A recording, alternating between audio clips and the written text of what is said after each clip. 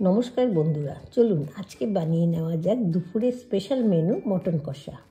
প্রথমে মটনের পিসগুলোকে ভালো করে জলে ধুয়ে নিয়ে সেদ্ধ করে নিতে হবে অল্প একটু নুন আর হলুদ দিয়ে। তারপর একটি কড়াইতে তেল গরম করে নিয়ে তাতে দুটো তেজপাতা আর দু টুকরো এলাচ দিয়ে কেটে রাখা পেঁয়াজের টুকরোগুলো দিয়ে নাড়াচাড়া করে ভেজে নিতে হবে।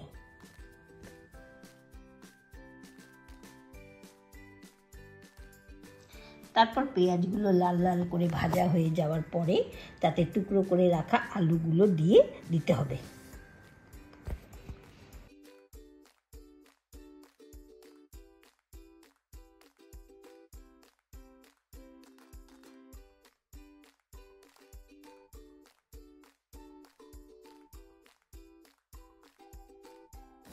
এরপর একটি গোটা টমেটো, একটি গোটা রসুন এবং কটি আদার টুকরো আর দুটো লঙ্কা দিয়ে ভালো করে মিক্সিতে পেস্ট করে নিতে হবে।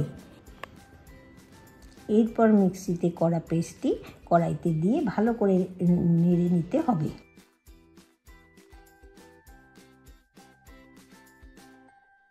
তারপর একটি বাটিতে 2 চামচ হলুদ গুঁড়ো, লঙ্কার গুঁড়ো, জিরের গুঁড়ো, পরিমাণ মতো নুন এবং অল্প পরিমাণে জল দিয়ে গুলে নিয়ে কড়াইতে দিয়ে দিতে হবে।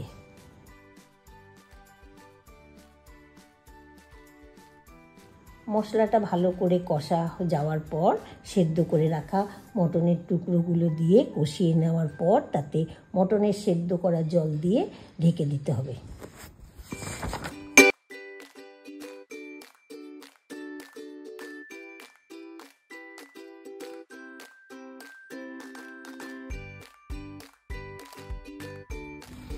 এরপর ঢাকনা খুলে ওপর দিয়ে অল্প গরম মশলা আর ঘি ছড়িয়ে দিয়ে মটনটি ভালো করে ফুটে গেলেই রেডি স্পেশাল মটন কষা।